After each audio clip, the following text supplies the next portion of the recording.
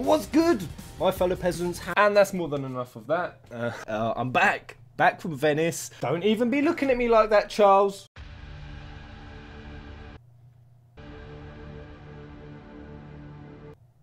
How's it been? What's been happening in Final Fantasy? Pez, you haven't posted a video in like 5 days. Well, at the end of this, I'm going to talk about my holiday because I'm getting asked a lot. How was Altissia / Venice? And when I say Altissia / Venice, they are nothing alike. In fact, after going to Venice and experiencing it, I have to wonder where Tabitha went or what kind of city it was back then, because trigger warning for anyone who likes Venice, plans to go to Venice, has fond memories.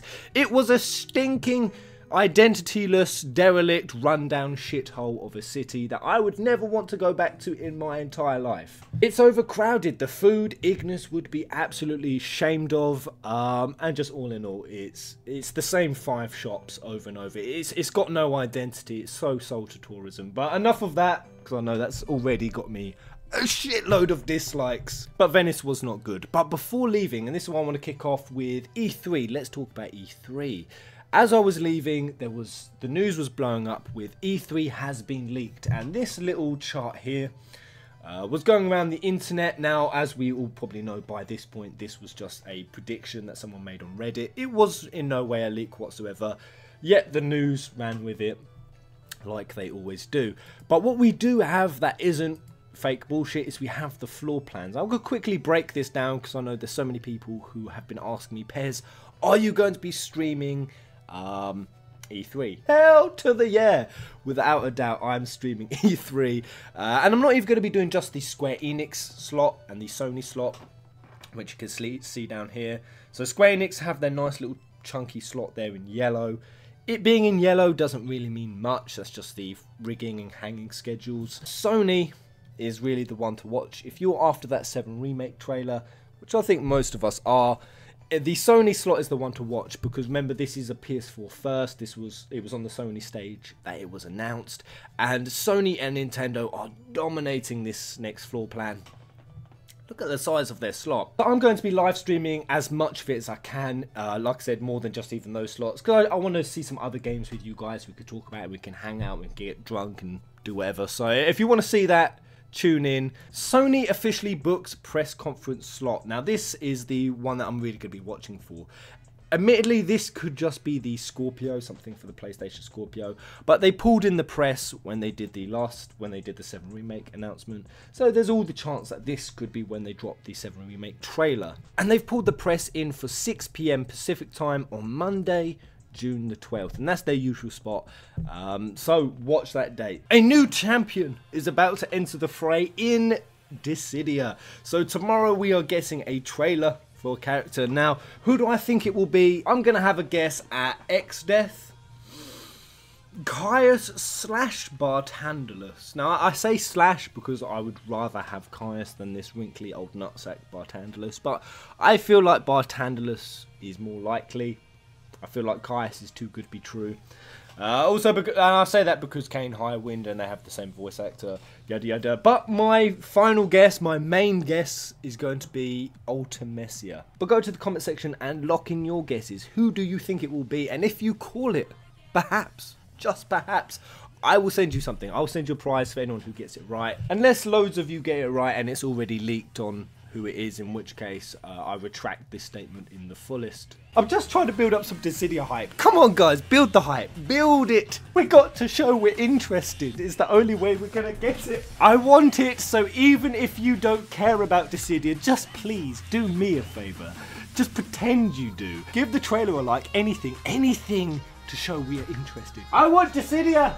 I want Dissidia. I just realized I missed a bit on that E3 7 remake trailer. I missed that Steve Burton on his Twitter just recently posted that he is flying out to voice act some bits for Cloud. So he's done a lot of voice acting for Cloud, and this really ties up because if they are doing a trailer, which they weren't doing in December, Nomura said we aren't working on any trailer. This is kind of the time that a voice actor would have to come in, when the trailer's nearly finished. Get the message, guys. This tweet could be going hand in hand with the trailer.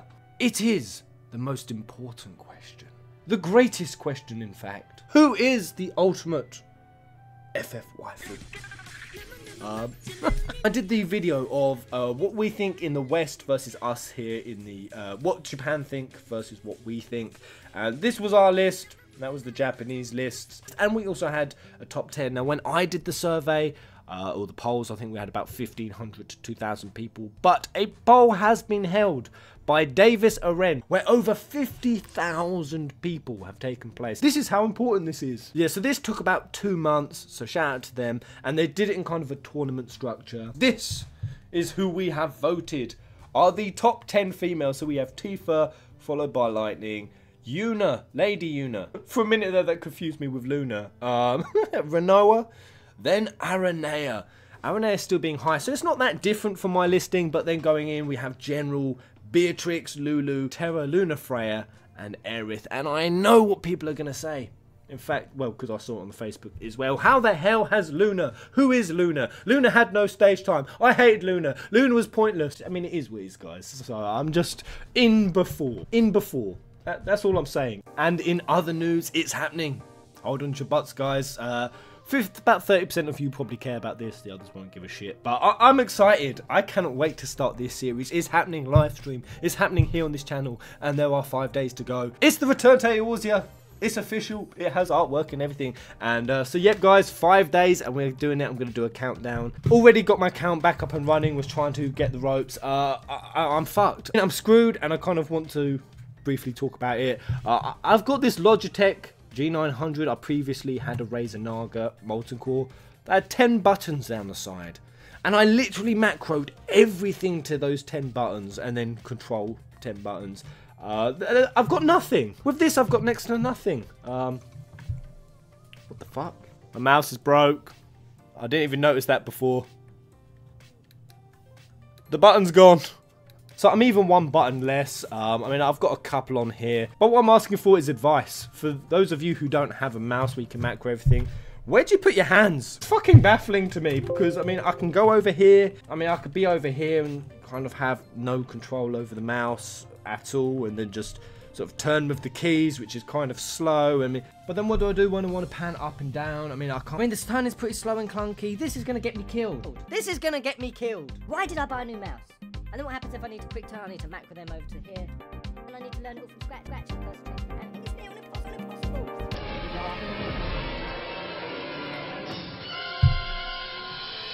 Oh, Aki. It's a Thriller spoof. Who brought this to my attention?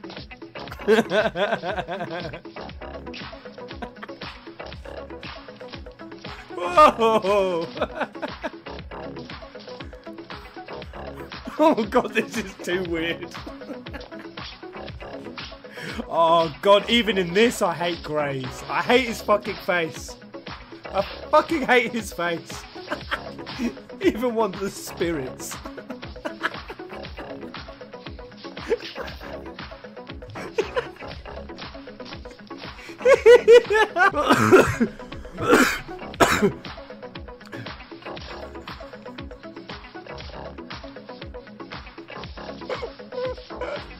What am I watching? What am I watching? What am I watching? Oh. Let's just try that again. Let's just try that again.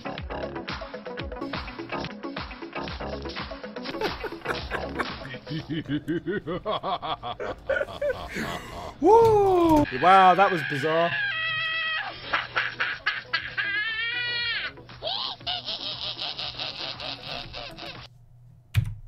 Why? My main question is just why. And now I'm just seeing Indian Thriller and realising we gotta watch at least a clip.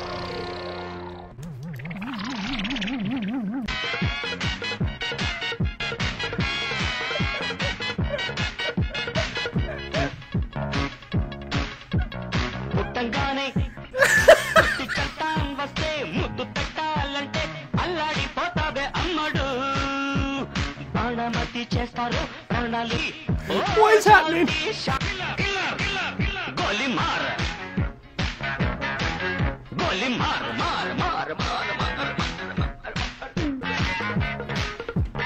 And that, ladies and gentle peasants, is the power of YouTube. Oh, for fuck's sake. Come on. You can't expect... Diarrhea.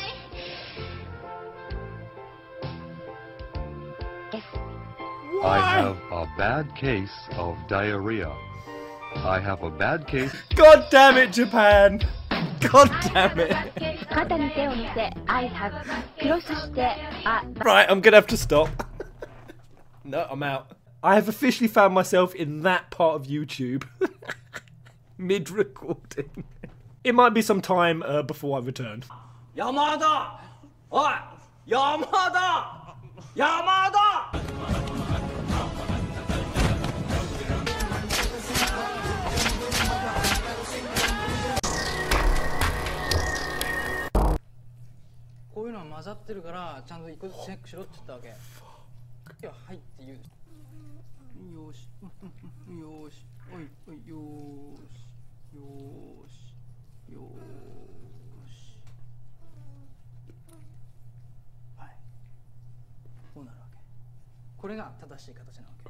I couldn't say I need more time. Oh, Brendan, I can't stay the night or one more day inside this life.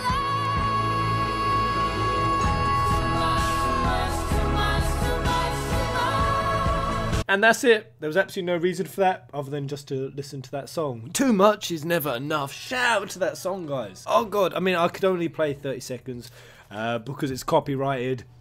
But beautiful song. And I just wanted to quickly say, I still get asked this question a hell of a lot. Pez, what do you think that line means? When they're saying maybe Luna had it right. Some have even asked me to craft a theory around it. I don't know why. I get asked this so much. Personally, what I think it means in the context of the story in the game, it simply means that perhaps Luna had it right, that he was the King of Light, that he was the chosen king. Luna putting her faith in him and all these bros and everyone else. So I think that's just Noctis saying, no, perhaps. If they had it right, perhaps I can do it. A moment of doubt in Noctis' mind, and then followed by who cares if I'm coming back alive. So such a beautiful, such a deep song. And while we're talking about FF15 and kind of theorizing, very minor spoiler alert for FF15 here, very minor. I've got a theory for you guys, and it's only small, so I'm going to bust it out here in this random mix video of whatever the hell I'm going to call this. My theory is that Noctis was infected with the Star Scourge. He was infected with the demon's virus. Now that little detail might not seem like a big deal, or I mean it's a pretty big detail, but it means a hell of a lot, so let's get into it. So I came across this theory while I was reading the Final Fantasy XV Ultimania, all the translations of it, and one of the implications of the translation, or what was being debated online, was whether Noctis had the virus. And this was going to the part when Noctis was injured by the Marilith, and we all kind of just assumed, because the story didn't tell us, that it was just sort of a mortal injury, just a wound, something that put him in a wheelchair. But when we think about it logically, why would they take him to Tenebrae if it was just a mortal wound? Why would they not be able to just treat that in the nearest city, Lucis? Why would they have to travel all the way over there? And indeed, that is a very treacherous and dangerous journey, both for Noctis and Regis, and for the Florets, and we saw what it resulted in. So why did they take this huge gamble in going there, specifically to see the nation that has an oracle? Well, the theory is that Noctis didn't just contract a mortal wound from the Marilith, he contracted the virus. Now, I don't know, that could be through the blades, the demon blades, whatever the case, but the Ultimania really focuses on talking about the virus a lot, and it makes a hell of a lot of sense. It would explain why only an oracle would be able to cure it. Even just looking at the virus itself, it does show that humans can have the virus without being demons. It says this in the Ultimania. A person can have the virus, but their life will be shortened. And this makes sense, and they retied it cleverly into the combat, because when you got attacked by demons, and specifically only demons, your health bar in the game would actually shorten. But even the combat is implying that getting attacked by demons is giving you this virus that shortens your life. And then that ties into Luna, because she is the healer and she absorbs the Star Scourge. That's why her body breaks down and it's shortening her own life. Now, that's not to say that was the only thing shortening Luna's life. What definitely accelerated it was her performing the rituals and summoning the gods and Leviathan, etc. But it was definitely a factor. It's said previously in the past, and this kind of got lost in Versus 13 translation, but it was coming to a near-death experience that Noctis was going to be able to see the light of waning souls. That's when he was going to actually gain the power to see the light of waning souls. And rounding this little mini theory out, if Noctis when he was younger he had the virus, can that somehow tie into the dreams? And this is really what I think Versus 13 was going to do. Back when Noctis looked feral, animalistic, and kind of even malevolent, he looked like a villain in that scene when he had the red eyes and he was sort of viciously attacking Tenebrae soldiers. I believe that was Demon Noctis, and I think that the idea that the virus perhaps never left his body, that could have been in there, and then that's how perhaps Arden would have had some kind of control over him if he had a bit of a demon virus in him. And that would have been such a cool story angle, but in turn perhaps even Noctis, because he had a demon virus, he could have controlled demons. But just going back onto actually the story and what happened, perhaps it makes some sense into why the Platinum demo happened, and sort of when he was in the demo, things like Iron Giants, which are demons, would appear, and why Carbuncle even said you could get trapped down here permanently knocked. So perhaps this is more of the virus in effect, and you have to fight it on a conscious level as well, rather than just a physical, and this was why Noctis could have got trapped down there permanently, and perhaps if he'd had, perhaps he would have become a demon. I don't know, maybe even MTs have to go through this. It would only make sense that Prompto, his fate was to have once been affected with this virus, and then his subconscious would get locked down in some deep fantasy world, whereas his body would become a demon.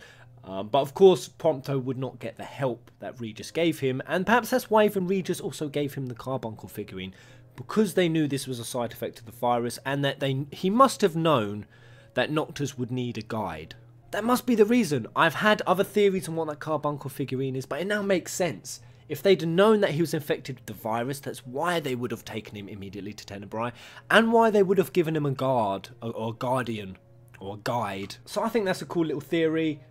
Makes sense. Again, it's probably something that was going to be a hell of a lot more prevalent back in Versus 13, but kind of got lost in translation and time as 15 came through.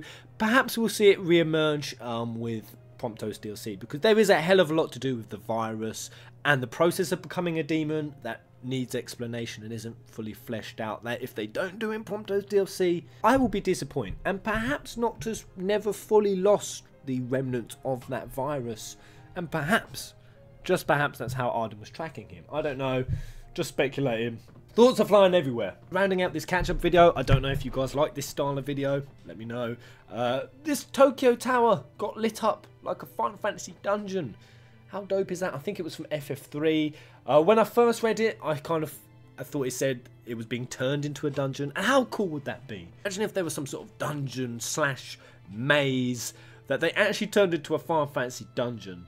Some sort of huge attraction. That would be so dope. That has to be a thing. And it could be FF4. It should be an FF4 dungeon. I'm feeling a lot of FF4 hype lately, guys.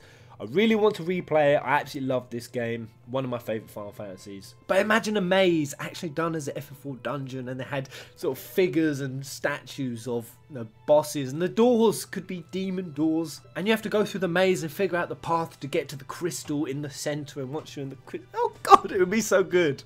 You know you're a fanboy when you sit up 2 hours at 1 o'clock in the morning, just fantasizing about something like that. But that's what I'll do. So I'm going to make a solemn vow, if this YouTube channel kicks off far enough, if I get to PewDiePie levels of subscriptions and views, I mean, it will never happen, but if I ever get rich enough, I'm making a solemn vow now. I will create that attraction, the world's largest fantasy maze. There would even be an Eorzea cafe nearby. But moving swiftly on before even more thoughts on that come to my mind, I'm going to round up with something that's not Final Fantasy related, but something that wholly frustrated me.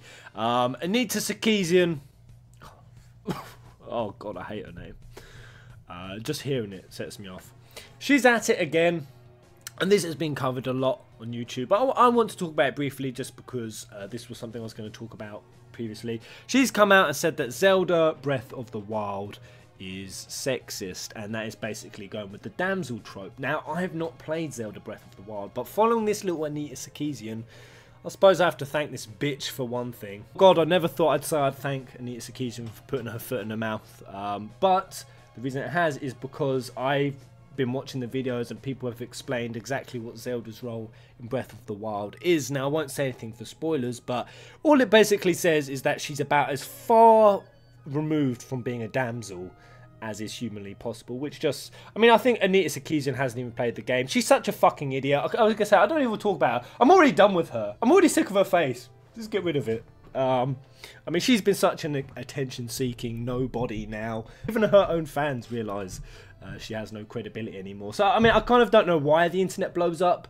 every time Anita says anything. I mean, it is so well established now that she just talks shit and doesn't actually research anything. Fuck her. I haven't even played Breath of the Wild and I already knew she was going to be wrong. But it sounds really interesting. Talk about now Breath of the Wild. A lot of people, Pez, do you want to play it? After reading the synopsis of the story and having this whole Anita thing played out, and how Zelda is kind of fighting Ganon for years. I won't say anything for spoilers. I mean, I don't even know if it's a spoiler, but it sounds really dope, and I've seen some more of the story, and I've seen gameplay, and it looks really good, and so many people are saying it's a masterpiece, so I 100% want to play it, but I definitely understand the frustrations and why so many Breath of the Wild fans are in absolute outrage at Anita's review, because I had the exact same feelings and frustrations with FF15, and funnily enough, I was going to do a video talking about Anita because it was a little group, it wasn't her herself, but it was her close group who were also the ones who were pointing to FF15 and saying it's sexist for having an all-male cast. Sexist because they're all dudes. Even though, as we will say, 10-2 was an all-female cast. Irony is that in the same article, if you remember me saying it, is that the same people complaining about an all-male cast were saying that they wanted a game that showed off the relationship between men without the need for toxic masculinity. So basically breaking down the barriers and having dudes who actually showed care and affection for each other. So the irony was that what they were criticising FF15 for was what they were also saying that gaming should do. So they just totally fucking contradict themselves, and this is the Anita Sarkeesian mindset, and it really it got under my skin. I can see it's getting under Breath of the Wild, Zelda fan. So the schedule is busy. We've got Return to Altissia. We're finishing Kingdom Hearts. For those who are asking, we are doing 2.8 with Aqua. 100%. I will be doing KH3 when it comes out. Tactics is still on the table. We've got Zodiac Age. Crash with Tash. For anyone who doesn't know, my girlfriend's called Tash, and we both love Crash. It's a game of our childhood. So we might be playing that when Atlus lift the Persona 5 ban for the, I think they've removed it for about 90% of the game now, supposedly. It's just the 10% at the end, so I can start that soon. And Zelda Breath of the Wild. I haven't played a Zelda game since Ocarina of Time, but if you guys think I should do it, I'm 100% convinced, because if you hear a game is a masterpiece, if you consider yourself a gamer, and a game that's a masterpiece has just come out, you kind of have to play it. You can't not play a masterpiece. But there it is, guys, this conglomeration of loads of different video topics just to catch up from holiday. See you guys over on Facebook, which we are now at 5,682 members.